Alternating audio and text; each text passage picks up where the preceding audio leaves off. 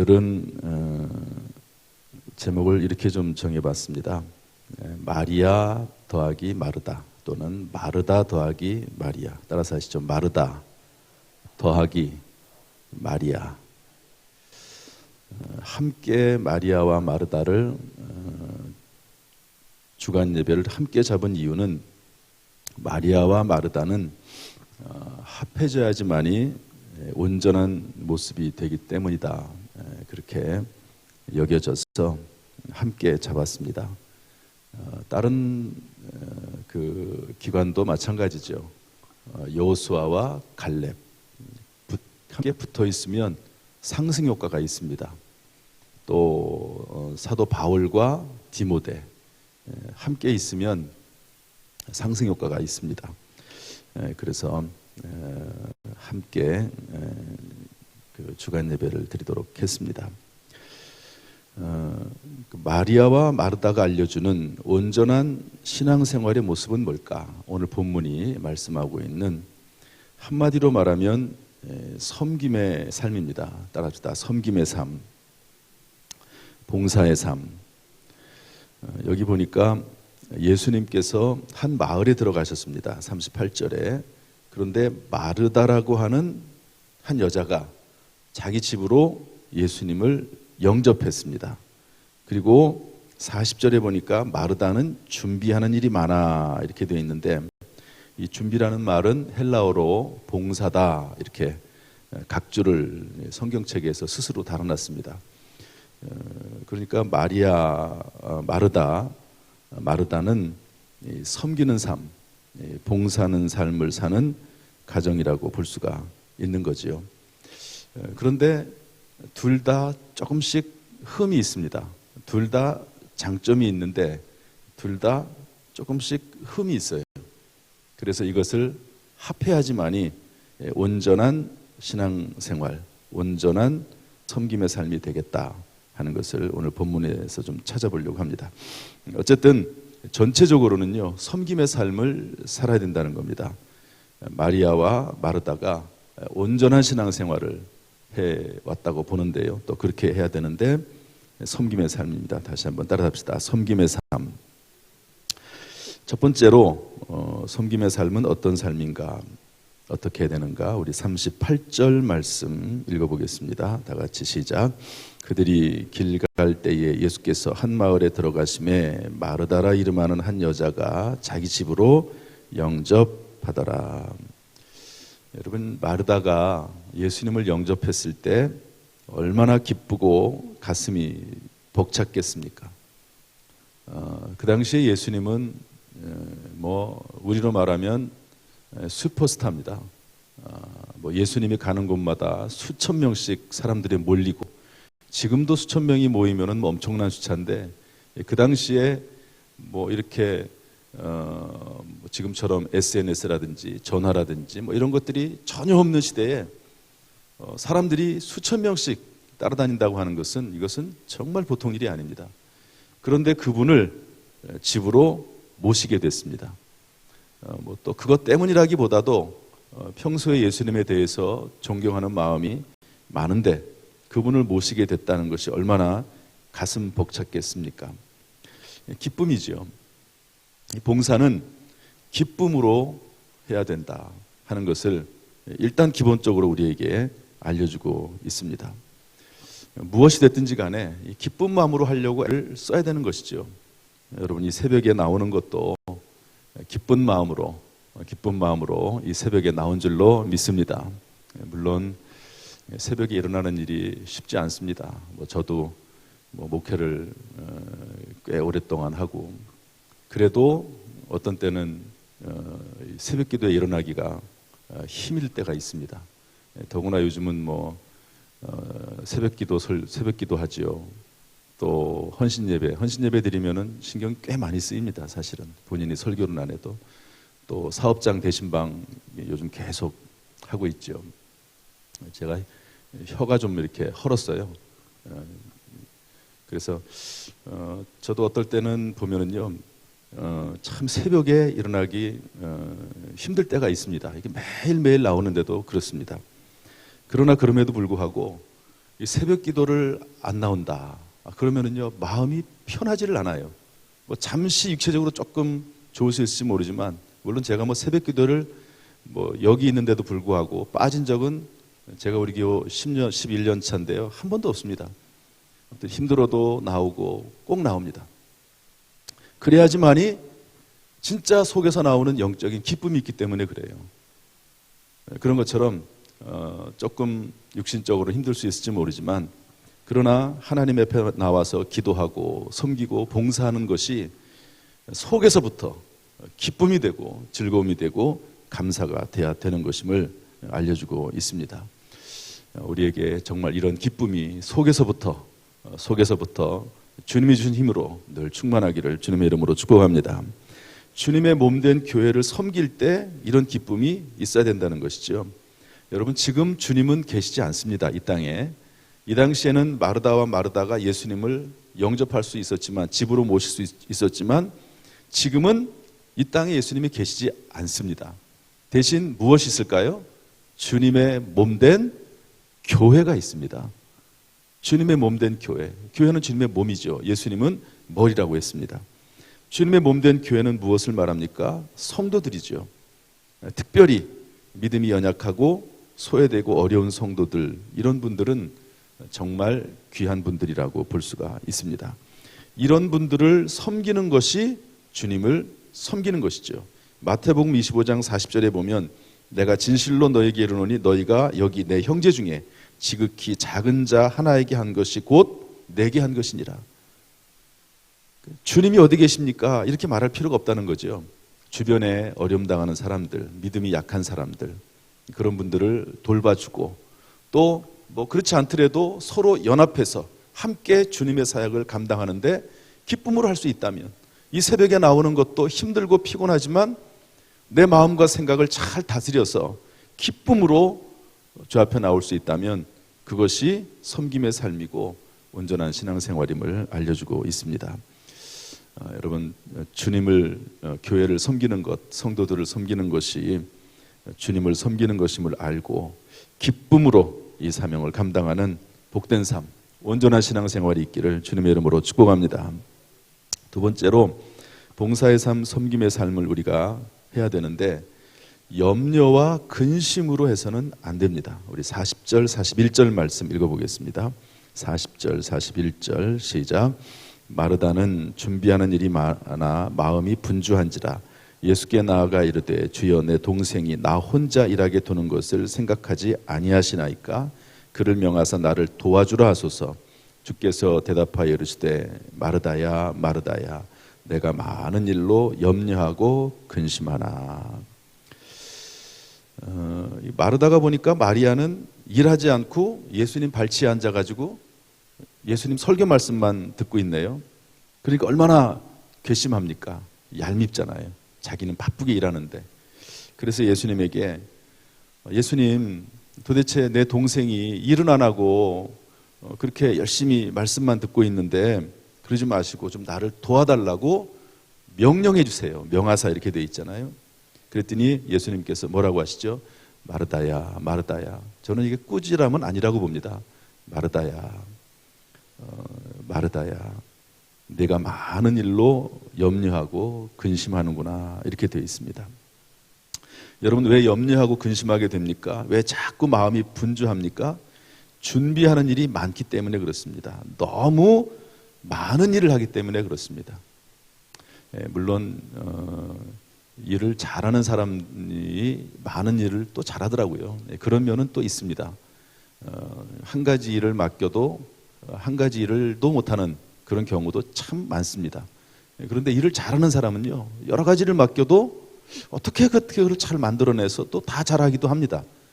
그런 것은 있긴 하지만 너무 많은 일을 하면 염려하고 근심하게 되는데, 그렇게 봉사하는 것은 주님이 기뻐하지 않습니다. 성경에 뭐라고 되어 있습니까? 42절 말씀 한번 읽어보겠습니다. 42절 시작. 몇 가지만 하든지 혹은 한 가지만이라도 족하니라. 마리아는 이 좋은 편을 택하였으니 빼앗기지 아니하리라. 감당할 수 있는 몇 가지만 하라는 거예요. 감당할 수 있는 몇 가지만. 심지어는 한 가지만으로도 족하다는 겁니다. 한 가지만으로도. 저는 이 설교할 때마다 항상 이런 마음이 들어요. 정말로 일 안 하고 한 가지만 하겠다 그러면 어떡하지? 이런 염려가 있긴 하지만 원칙은, 성경 말씀은, 주님의 말씀은 변함이 없습니다. 한 가지 말씀만으로도 족하다. 다행히 감사한 건 뭐냐면 하지 말란 말은 없으세요. 야, 너 말씀 듣느라고 그러니까 그것만으로 충분하니까 일하지 않아도 돼. 봉사하지 않아도 돼. 이런 말씀은 다행히 없으세요. 이렇게 감사하지요. 그러니까 한 가지만이라도 해야 된다는 거예요. 그래서 어떤 교회는 1인 1사역 운동을 합니다. 하나님의 자녀로 부름을 받아서 교회 일원이 됐으면 한 사람이 한 가지 일이라도 봉사라도 해야 되지 않겠냐. 그렇지만 현실적으로는요, 한 사람이 여러 가지 일을 합니다. 일을 안 하는 분은 아예 안 합니다. 그리고 한 20% 되는 분들이 어디든지 교회를 섬기고 열심을 내는 것이죠. 섬기는 삶, 봉사하는 삶 자체가 없어서는 안 됩니다. 하나님이 우리를 구원하기 위해서 부르신 건 아닙니다. 구원하기만을 위해서. 그러면은 그것이 목적이라면 예수 믿은 다음에 다 천국으로 불러갔어야 되겠죠. 그런데 남아있는 이유는 무언가 해야 될 사명이 있기 때문에 남아있는 거지 구원 자체가 목적은 아닙니다. 무엇이 되었든지 하나님께서 주신 자신의 은사와 재능을 따라서 봉사하고 섬기는 일을 하도록 부르신 것이죠. 단 염려와 근심이 되어서는 안 된다. 또 왜 염려와 근심이 됩니까? 자꾸 비교하기 때문에 그래요. 마르다가 동생과 자기를 비교하는 거지요. 그러면서 불평하는 겁니다. 봉사는 염려, 근심, 불평 가운데 하면은 유익하지 않습니다. 무지개처럼 각자의 은사와 재능이 있어요. 그 은사와 재능에 따라서 하나님을 섬기고 교회를 섬기고 성도들을 섬기는 거지요.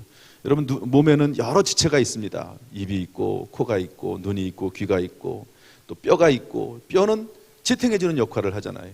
살이 있고 근육이 있고 또 심장이 있고 폐가 있고 숨을 쉬는 신장이 있고, 이런 각자의 역할이 다 있습니다. 각자의 역할이. 그런 역할들을 감당하는 가운데 하나가 되는 것이죠. 마리아와 마르다가 참 어려운 때입니다. 어린아이들, 아이들이 다 어리잖아요.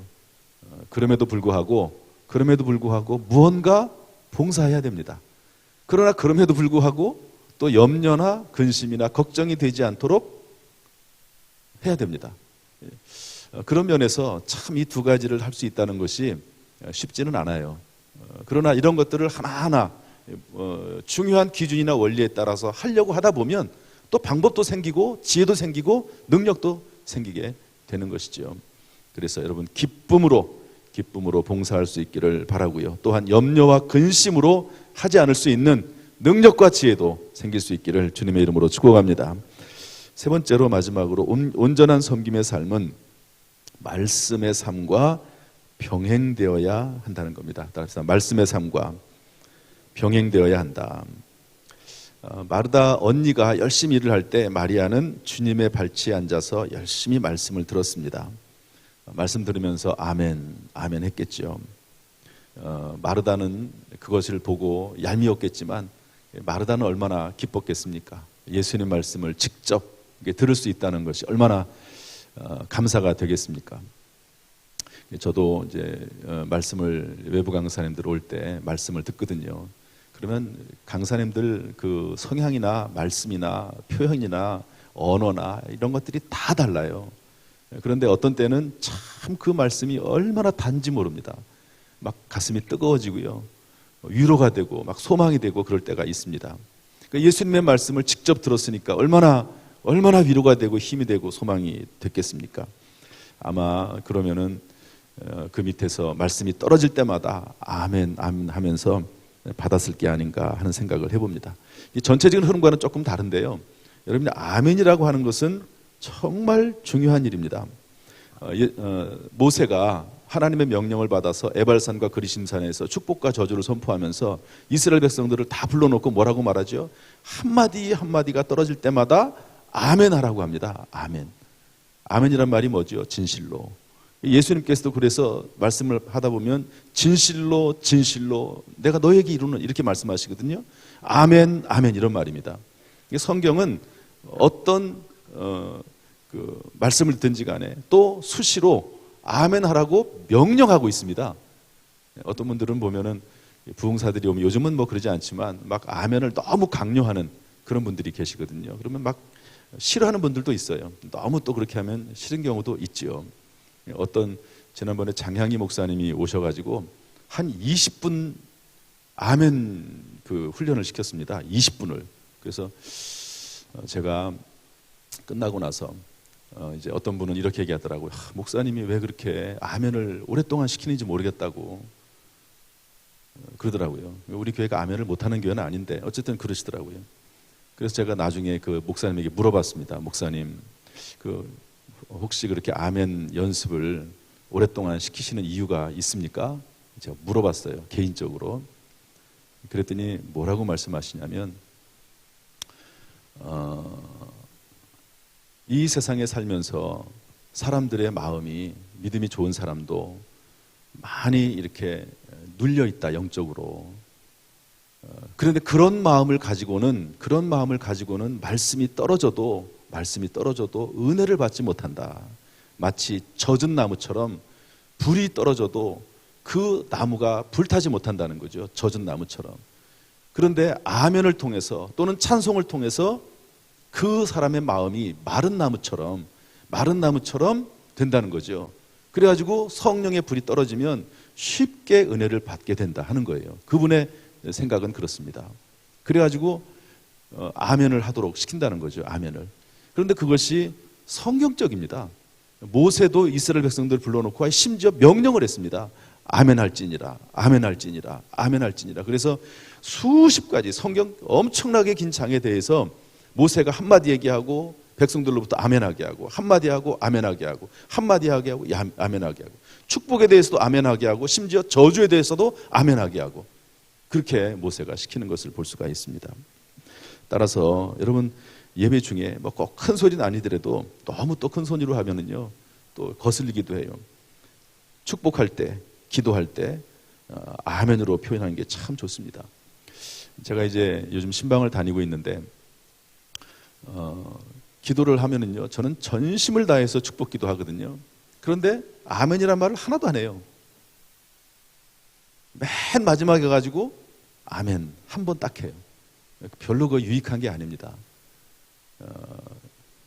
축복을 할 때 그 내용에 따라서 모세가 알려준 것처럼 그때그때 아멘으로 화답하는 게 참 중요합니다. 저희가 주일날 오후하고 수요일날 이렇게 교육자들 회의를 하거든요. 그러면 이제 돌아가면서 교육자들이 기도를 해요. 그러면 누가 기도를 하면 아멘을 안 해요. 교육자들이. 저만 해요. 저만. 저는 부교육자들이 기도해도 제가 아멘 합니다. 중간중간에 그렇게 됐으면 좋겠다고 아멘을 해요. 근데 부교육자들이 아멘을 안 해요. 제가 이런 얘기는 직접적으로 얘기를 안 했는데 그러면 안 됩니다. 요즘은 제가 할 때는 아멘을 좀 해요. 제 담임 목사가 기도할 때는 중간중간에 아멘을 해요. 본인들이 기도할 때는 아멘을 안 따라해요. 그러면 안 됩니다.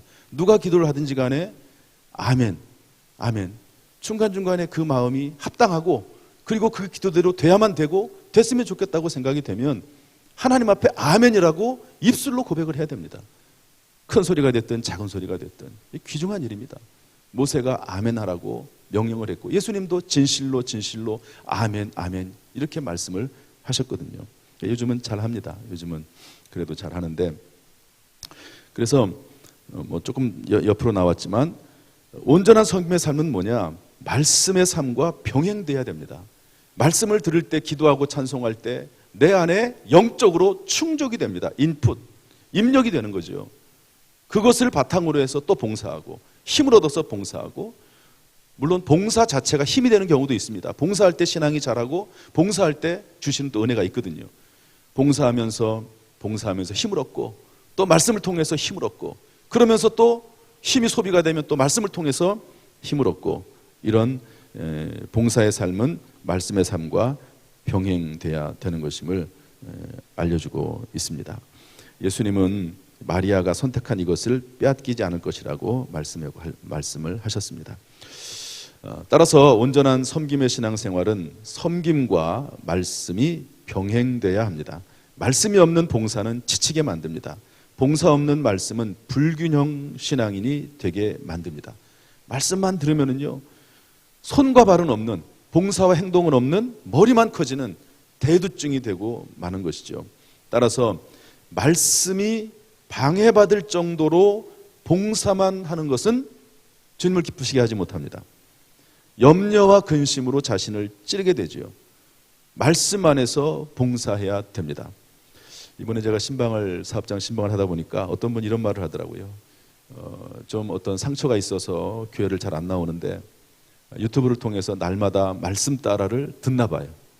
그러면서 신앙이 많이 회복이 됐다는 그런 이야기를 제가 듣고 참 감사했습니다. 이게 이런 면도 있구나. 유튜브, 지금 뭐 우리가 유튜브는 거의 듣지 않습니다. 그런데 계속 이제 코로나가 이렇게 진행이 되다 보니까 어쩔 수 없이 유튜브나 밴드를 통해서 말씀을 들을 수밖에 없는 상황이 됐어요. 그러다 보니까 우리 교회가 유튜브하고 밴드 합해서 그래도 꽤 많은 사람들이 듣습니다. 70명, 80명, 어떤 때는 뭐 120명, 130명도 유튜브를 통해서, 밴드를 통해서 합해서 말씀을 듣더라고요. 참 그것도 괜찮겠다. 어떤 면에서는 참 감사한 일이다. 오히려 어떻게 보면은 그 말씀에 집중할 수 있거든요. 저도 제가 설교한 거, 그리고 심지어 부목사님이나 전사님 설교한 걸 제가 듣습니다. 한번 들어봐요, 제가. 발음이 제가 얼마나 또박또박하게 설교를 하는지, 논리적인 그 내용은 맞는지, 중간중간에 실수하는 건 없는지. 저는 이제 내용은 다 아니까 이제 그런 것들을 주로 보는 거죠. 어떨 때는 들으면서 저도 은혜 받긴 해요. 제 설교인데, 야, 이 설교는 참 잘한 것 같다. 제가 설교를 들으면서 그러기도 합니다. 어떤 때는 대부분은 제가 많이 후회를 하죠. 왜 이렇게 했을까? 좀 더 잘할 수 있었는데. 그런 것들이 많습니다. 어쨌든 날마다 이렇게 말씀을 들어가면서 봉사하고 사역할 때 힘이 생기는 거죠. 또 다른 면으로 볼 때 봉사가 방해받을 정도로 말씀에만 몰두하는 것도 옳지 않습니다. 봉사를 전혀 하지도 않으면서 말씀에만 몰두한다. 그것도 옳지 않습니다. 그것도 올바른 신앙생활은 아닙니다. 여기서 이제 이야기가 끝났지만 여러분, 마리아도 말씀을 듣고 나서 결국에는 언니를 도와서 함께 봉사하지 않았겠습니까? 그렇지 않다면 마리아의 신앙은 편협한 신앙이 됐을 것입니다.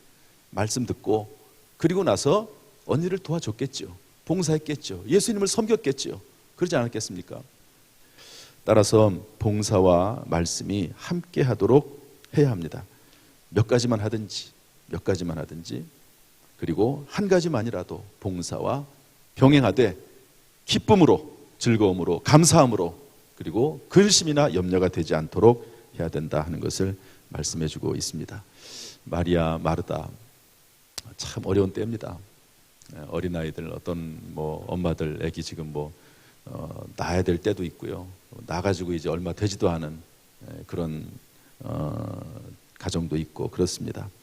그러나 오늘 이 말씀 잘 생각하면서 또 마리아, 마르다 회 아닙니까? 하나님 앞에 믿음으로 또 기쁨과 즐거움으로 잘 섬길 수 있게 되기를 주님의 이름으로 축복합니다. 온전한 섬김의 신앙생활로 우리 모든 성도님들의 심령과 가정과 교회와 사회 속에서 기쁨이 충만하기를 예수님의 이름으로 축원합니다. 할렐루야. 기도하겠습니다. 하나님 아버지, 오늘도 이 새벽에 우리를 불러주시니 감사합니다. 마리아와 마르다가 했던 것처럼 기쁨으로, 감사함으로 말씀 안에서 봉사하고 섬길 수 있도록 인도해 주옵소서. 그 가운데 은혜가 충만하게 하시고 하나님의 놀라운 지혜와 능력이 임하게 하시고 승리하는 인생, 반드시 잘 되는 삶이 되도록 주님 역사하여 주옵소서. 예수님의 이름으로 축복하며 기도하옵나이다. 아멘. 이제는 우리 주 예수 그리스도의 은혜와 아버지 하나님의 무한하신 사랑과 성령님의 교통하심이 이 시간 주 앞에 나와 예배드리며 기도하며 찬송하는 모든 성도들에게 그 가정, 직장, 사업, 자녀, 심령 위에 함께 하시기를 간절히 축원하옵나이다. 아멘.